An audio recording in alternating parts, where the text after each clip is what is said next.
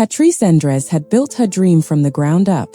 Her salon, Tombias Trementan, wasn't just a business in Cumming, Georgia. It was the heart of her community. On the morning of April 15, 2004, everything was business as usual. The phone rang off the hook, clients came and went, and the buzz of a busy salon filled the air. Patrice, a beloved 38-year-old mother and wife, was right in her element, a whirlwind of friendly chatter and skilled hands. But by noon, the salon was eerily quiet. An uneaten lunch sat beside the microwave. The cash register was open and empty. Patrice's keys were on the counter, but her car, parked outside, had been moved from its usual spot. And Patrice Endres was gone. She would never be seen alive again. How does a person just disappear from their own life, in the middle of a workday, inside a window of just 13 minutes, leaving almost everything behind? April 15, 2004, started like any other Thursday for Patrice. After she dropped her teenage son, Pistol, off at school, she headed to Tombias Trementan, the salon she proudly owned and operated. It was more than just a job. It was her passion. She was a talented stylist, and her clients weren't just customers, they were friends who came for a cut and stayed for the conversation. The salon was a reflection of her bright personality, always warm and always welcoming. The morning was busy, just how she liked it. She had 2 appointments scheduled, and the day was flowing smoothly. Her second client of the day walked out at exactly 11:27 a.m. Just a few minutes later, at 11:35 a.m., the salon's phone rang. It was a customer calling to reschedule. They only spoke for 2 minutes, but the client later said that Patrice seemed rushed, almost short with them, which wasn't like her at all. That call ended at 11:37 a.m. It was the last time anyone is confirmed to have spoken with her. What happened next is a swirl of speculation and frightening possibilities, all crammed into an impossibly small window of time. At 11:50 a.m., another call came into the salon. This time, no one answered. In the 13 minutes between those 2 phone calls, Patrice Endres simply vanished. Just after noon, the strange stillness at the salon started to raise alarms. When investigators from the Forsyth County Sheriff's Office arrived, they weren't met with a scene of obvious violence, but with a quiet, disturbing puzzle. There were no signs of a struggle, no chairs knocked over, no mirrors shattered. It was as if someone had just pressed pause on the life of the salon and removed its most important piece. The little details only made the mystery deeper. Patrice's lunch was sitting there, uneaten. Her car keys were accounted for, but her car had been moved to a strange position right in front of the salon. The cash register was open and the day's earnings were gone, which pointed to robbery. But this felt like more than a simple smash and grab. Her purse and personal belongings were still there. What kind of robber takes the cash but leaves the purse? And where was Patrice? 2 different witnesses later came forward, adding another strange layer to the timeline. They said that around 11:45 a.m., they had driven past the salon and saw Patrice's car parked oddly out front. They also saw a mysterious blue car parked near the salon's door and someone standing with Patrice. One witness described a weird interaction, saying it looked like Patrice and the other person had their hands on each other, but it was impossible to tell if it was a struggle or something else entirely. 13 minutes. A short phone call. A missing woman. An empty cash register.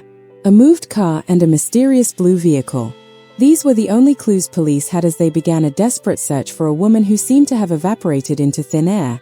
The investigation into Patrice's disappearance quickly captivated the community, and soon, 3 very different, and very disturbing, potential suspects emerged. The first was a serial killer named Jeremy Jones. In 2005, while being questioned in Alabama for another woman's murder, Jones suddenly confessed to killing a hairdresser in Georgia. He gave chilling details, claiming he abducted Patrice from her salon after asking for help with his car. He even recalled her supposed last words. She said she had a family that loved her very much. She started crying, which started to make me cry. It really seemed like Jones knew things only the killer could know. But just as quickly as the lead appeared, it crumbled. Jones later took back his entire confession, saying he made it all up to get better food and more privileges in jail. He had also claimed he dumped her body in a river. But on December 6, 2005, Patrice's skeletal remains were discovered behind a church in Dawson County, just 10 miles from her salon, not 70 miles away where Jones had claimed. Even with the recanted confession and conflicting details, police have never officially ruled him out as a suspect. The second major suspect was another known serial killer, Gary Michael Hilton, sometimes called the National Forest serial killer.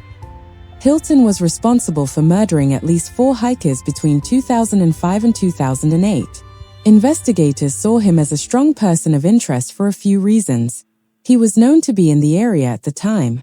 Even more disturbingly, Hilton admitted to investigators that one of his favorite places to con people out of money was at hair salons, and his favorite time to go was around lunchtime, the exact time Patrice vanished.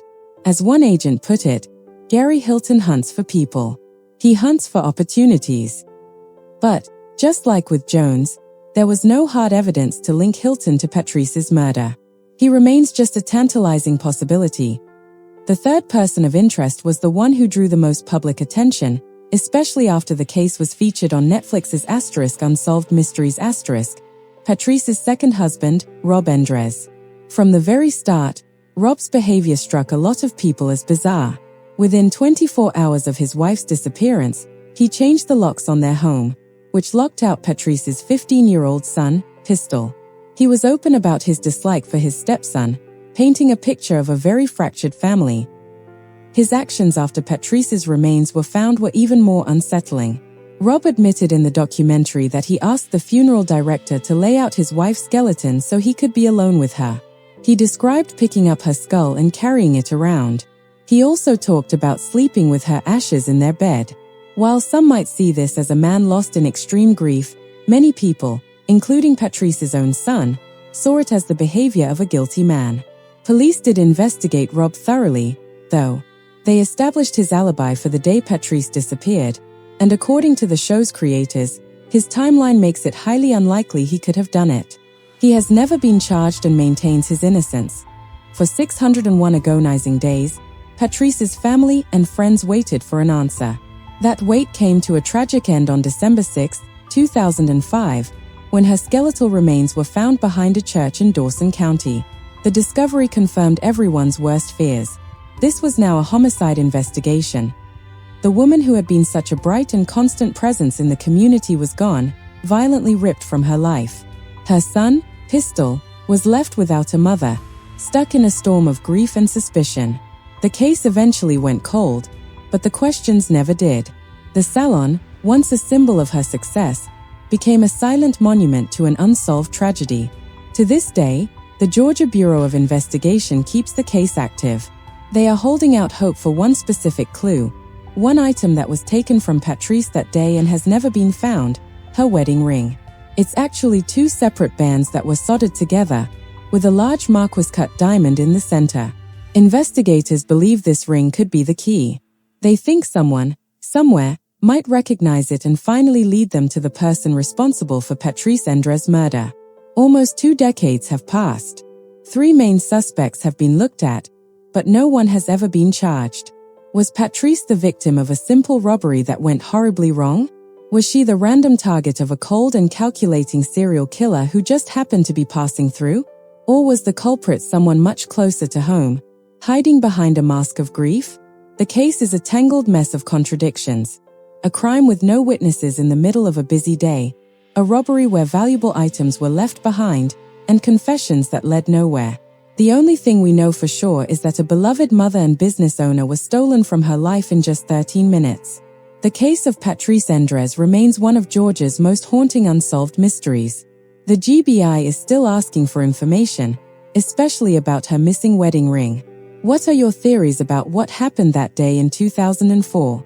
Share them respectfully in the comments below. And if you appreciate stories of the strange and mysterious, make sure to subscribe so you don't miss our next upload.